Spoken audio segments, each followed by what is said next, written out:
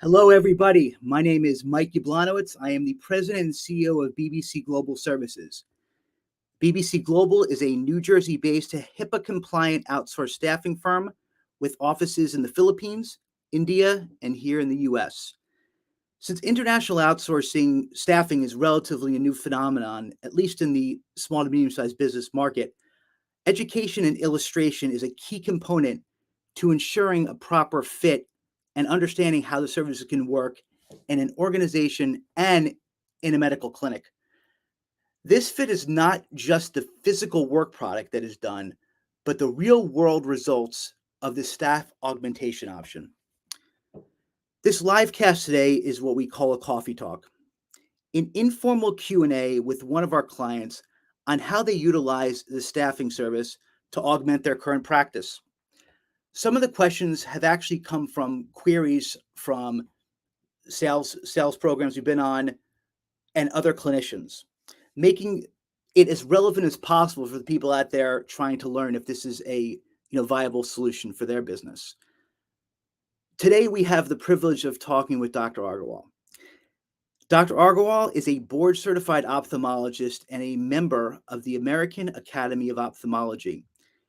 She received her undergraduate degree in computer science from the University of Illinois, Urbana-Champaign in 2004. She attended medical university at the University of Michigan, where she received academic honors in multiple years and graduated in 2008. She completed ophthalmology residency in 2012 at the Henry Ford Hospital in Detroit, Michigan. And there was a whole bunch of other stuff on her bio that I don't have the time to talk about. But we're just totally thrilled that she offered up her time today to speak to us and really share what it's like to have an international staff in her clinic. Nathan Bush, for people that know him or don't know him, is our resident ambassador of communications, and he will be conducting this talk. I hope this time proves extremely valuable to you in evaluating whether some form of international outsourced staffing can help your clinic in general. Nathan, off to you. Mike, what is the secret ingredient that every private practice has but doesn't talk about? Staff. I guess we're gonna find out today from Dr. Aggarwal. I appreciate her being a part of our program today. And before we get to that, I have got some things to share with everybody. And so I just want to make sure we take the time to do a little bit of housekeeping. First and foremost, if you are interested at all in understanding how to elevate your private practice and know some of these secret ingredients, it might be wise to turn your cell phones onto silent and give yourself 45 to 60 minutes. I know you're a clinician. I know you're busy, but I promise you, Dr. Aggarwal is going to share with you some insights and some gems that will elevate your practice and take it to the next level. Specifically around patient care, just some things that you can do and have an improvement in your organization. The next thing I'd like to share with you and just tell you, if you stay all the way till the end of this program, Dr. Aggarwal has been so kind enough to create and complete with us this case study. Virtual assistants help ophthalmology practices enhance operations and patient experience. So if you stay till the end, we can get you a copy of Dr. Aggarwal's case study she put together utilizing the BBC Global Services program. And then lastly, I wanted to let you know, as far as housekeeping goes, we have another, if you like this webinar and the content that we're doing, we're going to do a behind the scenes where you can learn why teams fail. And we're going to be talking with our Vice President of Operations, David Justice, and Mark Bogbog. We're going to be talking to our Senior Operations Manager in the Philippines and how we work internationally. So if you're wondering how to work internationally with teams and how to build teams, this will be a great program to hop on. But without further ado, I'm going to bring up our wonderful guest of the hour, Dr. Aggarwal. Hi, Dr. Aggarwal. How are you? Good. How are you? Good, good. Thank you so much for taking the time to share with our audience some of the amazing things that you have been able to do in ways you've been able to improve your clinic utilizing services like BBC Global. But before we get into that, can you briefly just introduce yourself to everybody and describe your private practice? What do you do? Sure. So as stated, I'm Anju Aggarwal. I practice comprehensive ophthalmology outside Detroit. We have a small practice. We have um, two other partners. One is my husband, Dr. Aggarwal, and one is Dr. Ryan Hayes. We strive to deliver good, comprehensive medical care to patients in two locations. All right. Yeah, wonderful. Appreciate you sharing with everybody. So, you've been in private practice now for how long? I mean, so I've been in private practice since the beginning. So we graduated in 2012. And then my husband and I started the practice back then. He started seeing patients at first, and then I joined afterwards. So you then have seen some challenges over a period of time. And before partnering with BBC Global, what were some of the main challenges or bottlenecks that your private practice faced, especially concerning like administrative tasks or patient care? So I would say one of the main bottlenecks certainly was answering phone calls. You don't answer phone calls, you don't address patients' concerns, and then you don't book appointments. And that is directly correlated with the fact that there's only so many um, responsibilities that the front staff that you have in the clinic can take on and still provide a good um, patient staff interaction. And so I feel like that has been one of the biggest things that was causing trouble. We were um, excuse me, exploding as far as our volume, but just didn't have the staff that could handle the volume. So then how are these challenges like basically impacting overall efficiencies in your practice or patient care or those types of things? So, I mean, patient phone calls were being missed, refills weren't being called in. Um, at the front desk, there'd be long lines to check people in. Insurances were not being verified just because it's an easy thing to skip over. Excuse me. And that's pretty much, that's the biggest problems that we were having. Yeah, yeah. I mean, it totally makes sense. And you're not alone. There's a lot of practices out there right now that struggle to return phone calls to make sure these prescriptions are getting refilled. And this is a common issue that we see when we talk to practitioners across the board. So then let's bring the audience up to speed then a little bit. So what led you to considering VA support, medical virtual assistant support like BBC Global Services? I mean, honestly, we first tried to hire locally, and it was very difficult to find staff that were dedicated and um, could do everything that we needed them to do.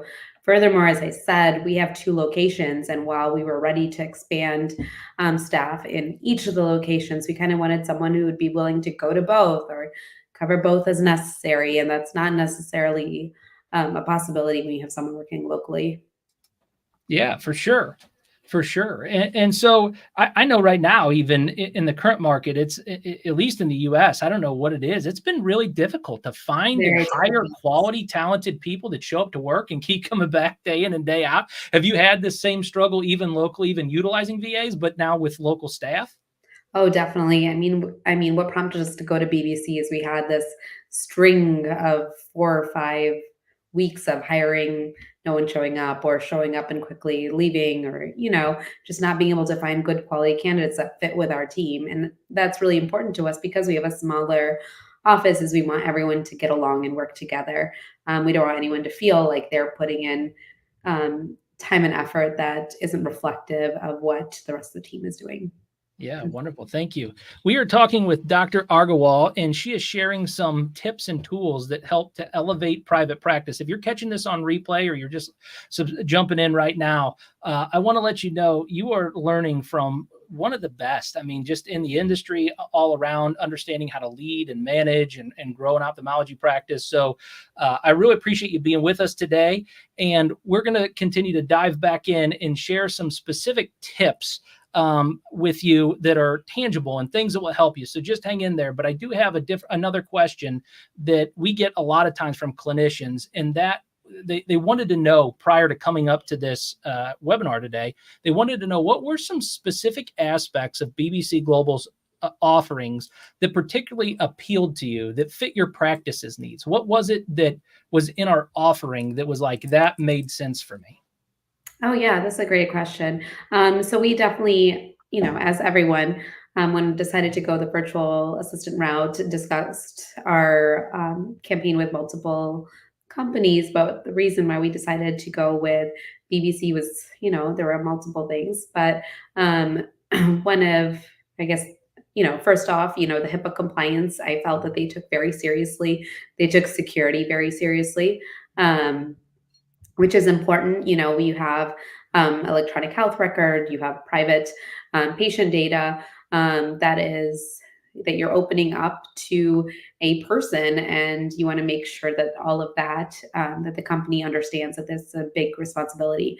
In addition to that, I think what's something that's relatively unique with BBC is the fact that the team in our team is in the Philippines. So the team that's in the Philippines actually comes to work at a office, and they have team building activities, and they have support there. They have all of the technology that they need. And I think that leads to a higher, you know, attachment to both BBC and to us, and hopefully a longer term commitment.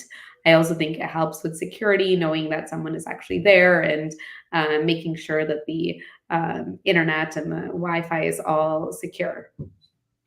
Yeah, and that is what makes us unique, is that we do truly have a HIPAA compliant office that is audited on a regular basis to ensure that patient safety and patient records and files and data are all handled with proper care.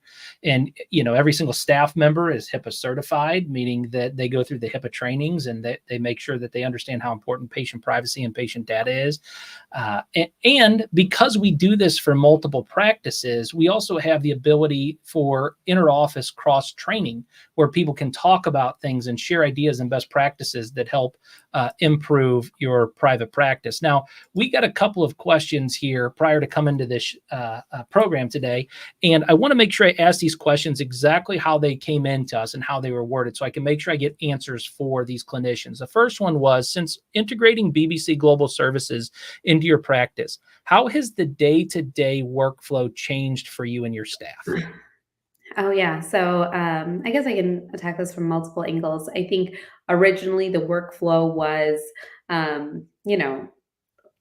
the patient gets booked for an appointment, and either at the usually at the time when they come and present their insurance card, the front desk verified their insurance at the spot, and then we saw the patients at just like a typical office, and then as they were checking out, they would look up to see what their co-pays and what their co-insurances were, and then the patient would be checked out and scheduled for their next appointment. And what has changed considerably, what I should first say is that worked really well when our practice was smaller. But as the practice started growing and you have multiple patients coming in, we also take trauma call and ER call. And so we have multiple walk-in patients that have urgent needs that need to be seen. That's when that system can break down. And what has changed now is that our virtual VAs, when they answer the phone and they make the appointment, they immediately get insurance information, check the insurances, and put in all the information about the co-pays and co-insurances right at the time of the visit. In addition, they also will make phone calls to remind patients the day before. So the staff that's in clinic can focus on the patients that are right in front of them. And so I feel like instead of trying to play catch up all day, the workflow, there's a system, there's a separation of responsibilities, and the virtual VAs have been very meticulous about taking all the information down. Yeah, cool. And so I have to ask, did that transformation, that change, did that happen, Dr. Aggarwal, because of something that you put in place, or was that something the BBC Global Services team helped you put in place? How did that transformation come about? So to be honest with you, when we first came to BBC, our plan while we originally thought we would need help with insurance verification, we thought we'd be content if we can even just get someone to answer phone calls. We just set the bar really low. Can you just answer phone calls for us so we can free up the staff, and you can forward all the rest of the information to us and we'll figure it all out. But actually, the virtual assistants are very interested in learning, and they jumped on right away. And it was something that they and the staff worked together and realized that they can easily do at the time of contacting the patients to reduce the number of times that we have to make a connection. And so I think it was kind of a work in progress, and now hopefully it'll continue to grow in that direction. That's awesome. That's awesome. And so I'll ask the next question that we got asked, just so I can make sure that this particular person gets clarification on their question too. Can you share any noticeable improvements in patient engagement or satisfaction since adopting BBC Global Services? Sure. So we don't actually, do a lot of surveys or whatnot. So we don't have percentages in that way, but our voice over IP system, Office at Hand, does have analytics, and we were missing probably, depending on the day, 15 to 20% of calls, or patients were complaining that they were calling and we're not getting through. And now our percent of calls is missed calls is less than 10 on most days, probably less than 5. And no one has complained. We were worried that maybe, most of our known patients already know our staff. So were they going to complain knowing that they're talking to someone that they know isn't actually in the office? And we haven't had any complaints about that. So in that sense, I definitely think it's a positive change. Yeah. And, we previously did another webinar like this with Dr. Med2. And on there, we had Rose, who was his VA, actually attend the webinar with us. And during that conversation, we actually had Rose on camera being able to share her language and how she speaks and how fluent she is in the English language. A lot of people don't know this about the Philippines, but it is a culture that works a lot for the US. And so there is an accent, but I think that as we have become better as a nation, we've become better as people, we begin to understand that diversity is okay, and having diverse situations is a good thing in business. I'm sure that you have been overly appreciative of the improvement also that your VA has had since they started working in the organization, and they get even better when they work with BBC Global, because we actually practice the way that Americans might say things. Have you noticed that? Have you seen that improvement in speech just from working over a period of time? Or did your VA start off and they were extremely fluent in English? How did that work? To be honest with you, I felt like our VAs were very confident and fluent in English when they started off. But I will say, I don't know that I specifically noticed an improvement in their fluency, but I will say that, of course, we have some patients that are always going to be unhappy or complain about an accent. But even our staff was very resistant to the idea of there being a virtual assistant helping out, wondering whether we were going to be able to understand that. Excuse me, but they are 100% on board. And they love our virtual assistant, and have completely done a 180 about whether this is a good idea or not. Yeah, so I guess that leads me to my next question then. So how has the staff been impacted in the efficiency of their administrative tasks, especially regarding things like inputting things into your EMR, your phone handling, or even secure messaging? Is that part of your practice? How has the staff responded to those administrative tasks, having a VA? Very well. Actually, to be honest with you, we didn't use an instant messaging app like Slack beforehand, just because, you're all in the same office. You just walk all over. And I don't think the staff realized how big of a boon it was going to be to use it, because now they are using it even within the office, even though you can just walk over and interrupt someone and say, hey, so-and-so needs, this patient needs this refill. Can you see if we can arrange it in? Just putting it in an instant message format, so when they get to it, they can arrange it, has completely changed the flow. And I feel like everyone really appreciates that.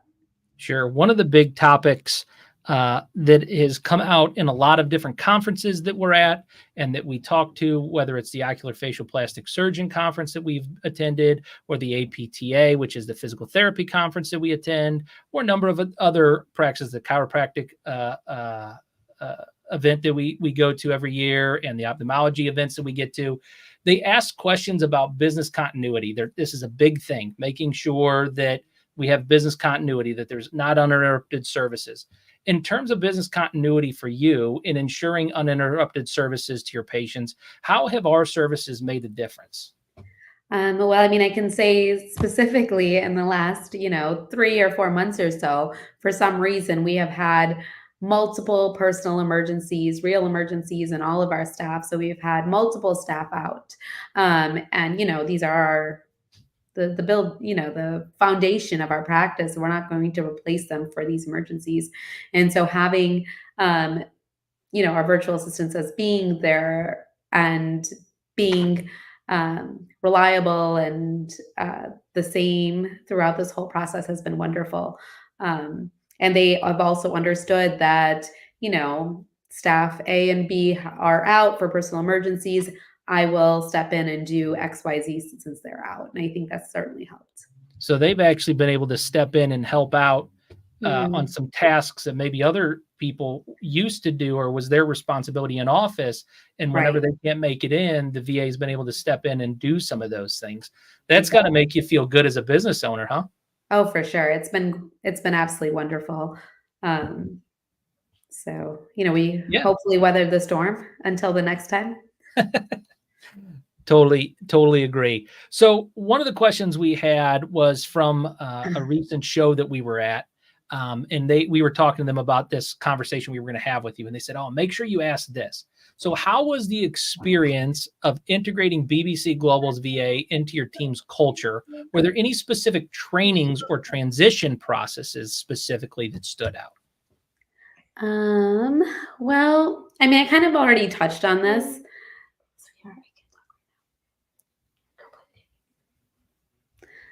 Sorry. All right, adorable. So, I mean, I kind of already touched on this.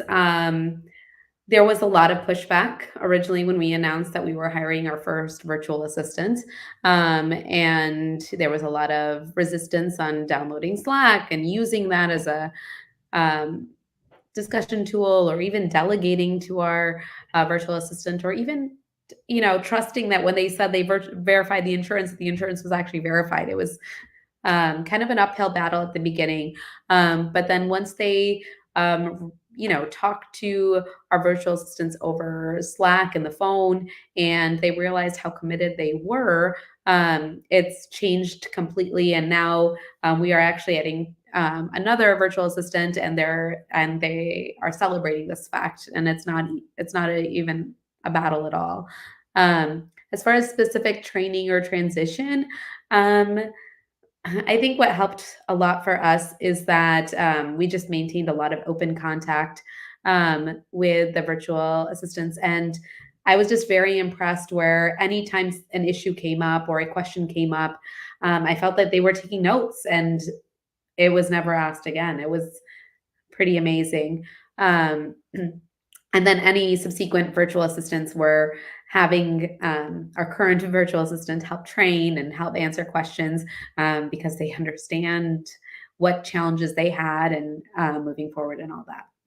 That's something that I've seen that's actually, you said something that was very interesting, because it is the difference maker.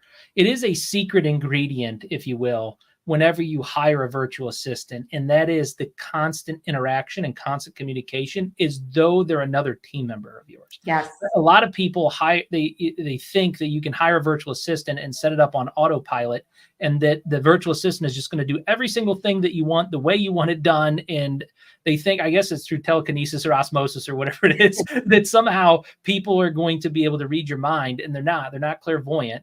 So if you can show them what to do and what specifically needs to be done, just like any other team member, and train them well, then they can learn your systems and processes and do it your way. And so I thought that was very interesting to hear you give a secret ingredient right there for everybody. If there was one secret ingredient that makes virtual assistants work from the years and years we've been doing this, just for everybody that's watching on replay and everybody that's here right now, if you want to make a virtual assistant work, one of the things that you can do is make sure you have constant communication with them, daily communication.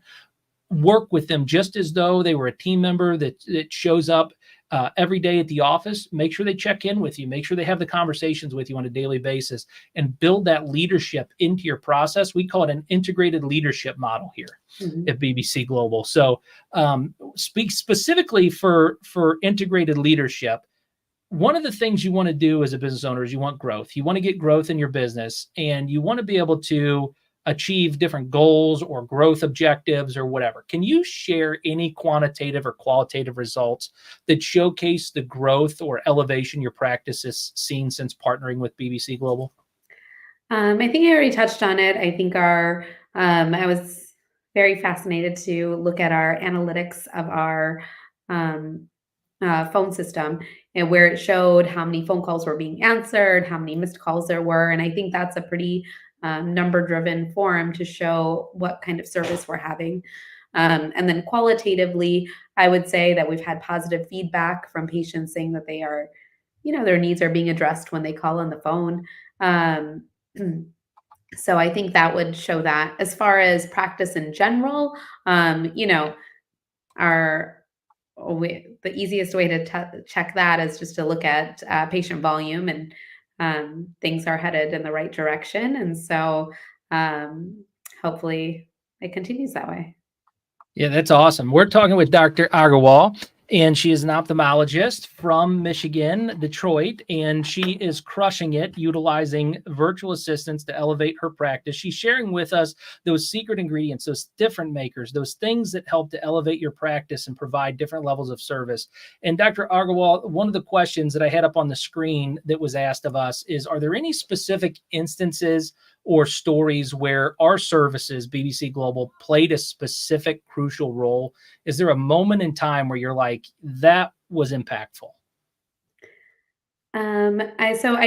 I instead of one specific moment in time, I'm going to talk to you about a relatively, I can talk about the moment, but it's also kind of widespread, if that makes sense.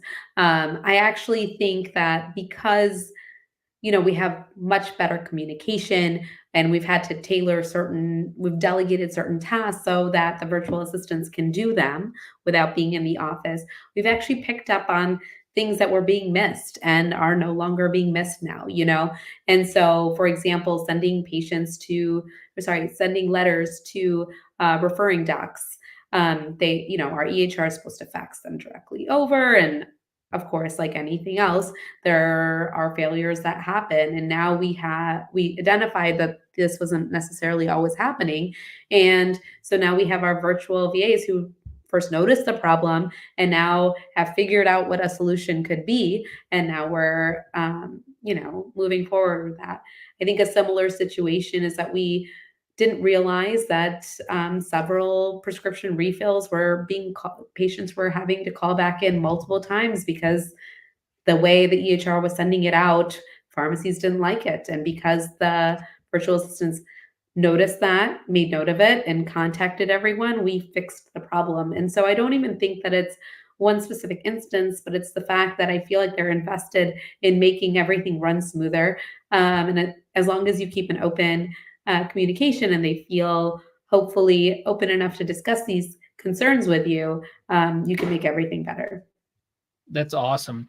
And so there are a number of practices right now that are considering using our service. We've probably talked to 30 clinicians in the last month and a half or so that are considering BBC Global Services, and they're on the fence.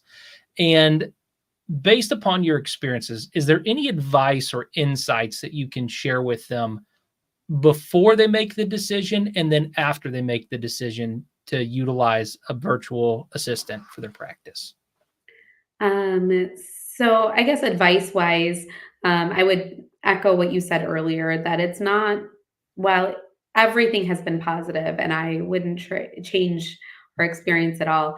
I do think it's not something that's autopilot. I do think that you need to be invested in the employee, just like you're invested in an employee locally, and willing to spend time, whether it's yourself or you delegate that out to a staff member to teach them to do things so they're helpful. Um, and then I also think it helps to have communication between the staff and, kind of like a relationship between that virtual assistant and other staff members. So everyone feels that it's a team effort and they all can work together. The virtual assistant doesn't feel uncomfortable contacting, the staff from office A if they need help. Yeah. Yeah. So I guess the way that I would ask the next question is that clearly you've had a positive experience. And so I personally, I'll let you speak for yourself, but I would believe that you would, if you were talking to another practitioner, you would refer BBC Global Services to be able to help them out. But my question is why? What is the main reason that you would say you should talk to somebody from BBC? I think I talked about it. So number one, like I said, one of the biggest concerns in medicine is maintaining patient safety, like as far as privacy, and then HIPAA compliance. And I feel that BBC's take on it with the company, the office in on site, definitely shows that BBC's committed to that as well. I also feel like, with the experience that I've had, they definitely provide the technology and tools to everyone so they know exactly how to learn and how to pick up um, whatever you want the staff to do. For example, right away when we were training our first virtual assistant, even they already had a system in place to record any virtual, I don't know, Zooms, if you will, or Google Meets that we did to show them how to do a certain function. And that way that person can go back and look at that video when necessary. And I just felt like everything was seamless. There's constant communication. If someone's out, BBC contacts me and lets me know. And I think it's nice to have a partner in this. Yeah. Well, we appreciate the partnership. We appreciate the ability that you have given us to serve your organization and your practice and your patients. And so I guess that I'd like you to talk a little bit now about your practice. Like over the next 5 years, you're a business owner. I'm sure you have plans of what you want to do and where you see your business. Where do you see your business in the next 5 years? Let's say that there was a referring physician that's watching this right now. What's your business look like today and 5 years from now?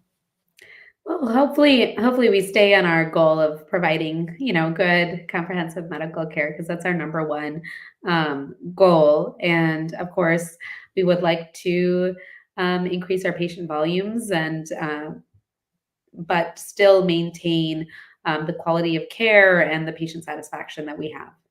Sure. Are there any unique services that you specifically provide in ophthalmology that maybe other practices don't or wouldn't provide and that makes it specific to you guys? I think we're a very comprehensive practice. I think a lot of comprehensive practices do similar things.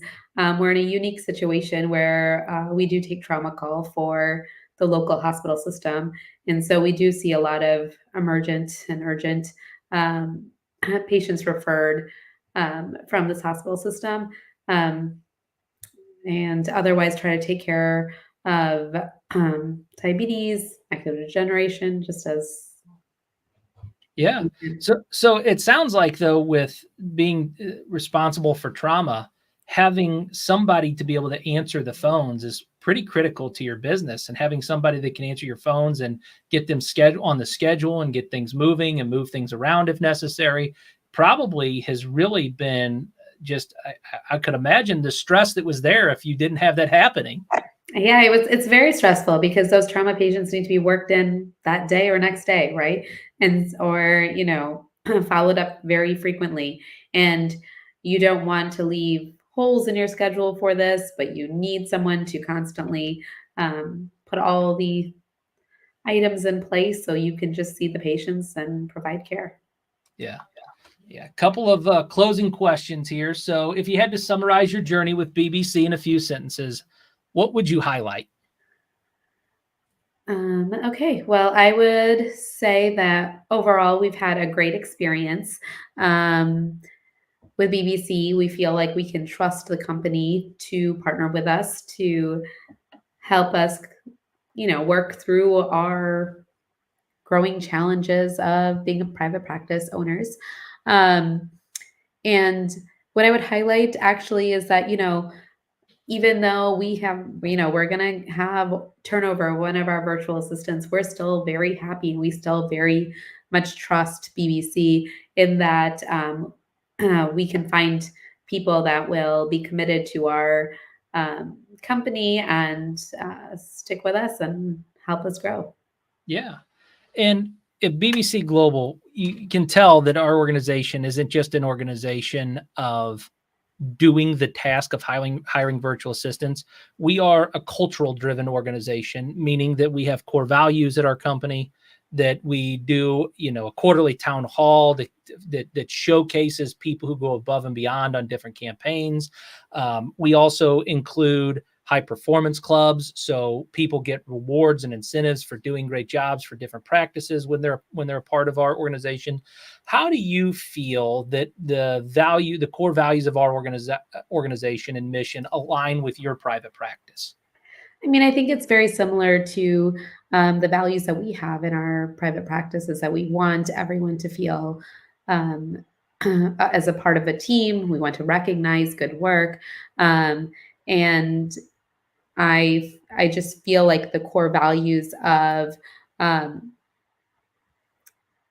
everyone working together and the town hall meetings and all of that, it creates a culture of being an actual company and organization instead of a collection of just individuals. And it changes BBC from being more of like a finders or like a recruiting agency to actually being a company you can partner with to help. That's awesome. Thank you for sharing all of that with us. I'm going to take a second here for those of you that have held out in the audience until now. I'm going to bring Mike Yablonowitz back up here. And if you have any questions, you can feel free to go ahead and share those in the chat. I want to make sure that if you have questions and you've hung on till the end here, I want to make sure that if we haven't answered any questions about what BBC Global Services is, if you have a question specific for Dr. Aggarwal, feel free to go ahead and put those questions in the chat, and we will make sure that we get them answered. First and foremost, though, I do have a question that has come in here online, and it is saying, what's your favorite part of your practice, Dr. Aggarwal? This person's an ophthalmologist, and they say, I love ophthalmology. What's your favorite part? I would say my favorite part is seeing the patients after surgery and how they can see and appreciate everything they were missing. I don't think that gets old. That's awesome. Here's another question, Mike. It's coming in. This is not a clinician, but it is somebody that is interested in a virtual assistant. Do you guys offer virtual assistants for companies outside of the medical industry? Yes, we do. We do offer it in everything. We offer the customer service, in lead generation, in web development, in digital marketing. Um, we have many different offerings that we offer with virtual assistants. The medical field is a near and dear one to me, for I truly see that we're really providing true value to clinicians such as Dr. Agarwal that directly impacts patient care. It's funny, but the few minutes that these doctors get to spend more time with their patients to answer those questions, that they may not be able to if they have to run and do patient verification, and answer the phone, or like Dr. Orwell said, and they may not have been able to pick up the phone as they're having a growing practice, and someone has a question about maybe their test results. Um, it's providing me a lot of personal happiness to be able to use what I've been doing for over a decade and truly serve a niche that it really helps people. And so, in a long, long answer, I'm not very good at these impromptu ones, but we do offer this to a lot of different verticals. But this one is one that is near and dear to me. Yeah. Dr. Aggarwal, here's another question that came in. This is a clinician, and they said, this seems like a premium service. Is this affordable for your practice? Is this expensive? I mean, it's not without cost. You definitely need to have a voice over IP line for your virtual assistant, just as you would a person in your office. And then the cost of actually having a virtual assistant is much less than what the current going rate, at least in Detroit, is for a staff member who's going to be as committed as we have here. Yeah. Yeah. All right. Here is another question for Mike. We got time for a couple more, guys.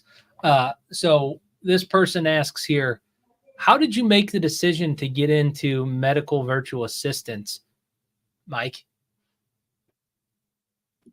It's an interesting story that I said it once before. Is I had a friend of mine, a dear friend of mine, one of my best friends, who him and four of his other friends left the hospital. They're physical therapists because they were done with it and they wanted to provide better patient care. So they did the leap, like every small business owner, and said, "We're going to hang a shingle, right?" And he turned to me and he said, "You do outsource staffing. Can you do this?" And I said, "We can figure it out." And it's been an amazing journey. The first thing, like with all of our practices, and this is about me, but I got to make sure we know exactly what we're doing. So the first thing we did was we worked up with we connected with digital compliance as an audit company, because I said, if I'm going to be saying I'm HIPAA compliant, I got to make sure I know what I'm doing. And I'm a political science and economics major. I'm not into that field. So I needed to make sure I had a consulting firm that was making sure that I was providing, what I promised to my friend, right? So we were able to really provide a really good value for them, to be able to have them really get the thing started and provide and see patients. And then from there, it just kind of, he was like, "This is great." He told a couple of his friends, and it was an unbelievable growth from there. And like what I said to Dr. Aggarwal, once you provide good service, like, people talk, like, especially medical community. So, doctors tell other doctors, and then we go to trade shows, and then we meet people, and it's just been like a wonderful journey. And I thank my clients like Dr. Aggarwal for letting me, do this every day. Especially, I don't personally do it, but I enjoyed it. That's awesome. It looks like we've got time maybe for one more question, guys. Is there any other questions that we have? All right, that's a good one here. I'll ask this. So, Dr. Aggarwal, the question is, what specific tasks do you have your virtual assistant doing? So the specific tasks are answering phone calls, taking messages for medication refills, scheduling appointments, and at the time of scheduling appointments, verifying all the insurance information, and inputting the amount of patient responsibility at the, going through the specific website. And we also have them make reminder phone calls.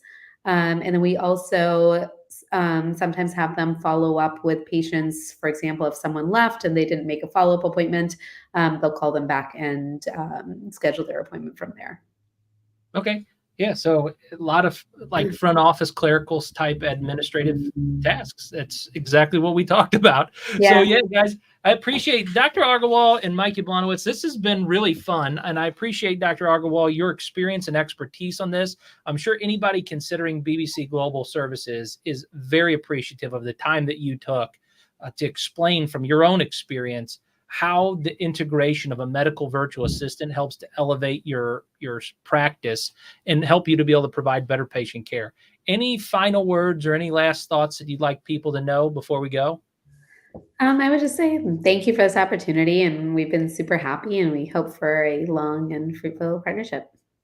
Thank you very much, Dr. Thank you. And thank you.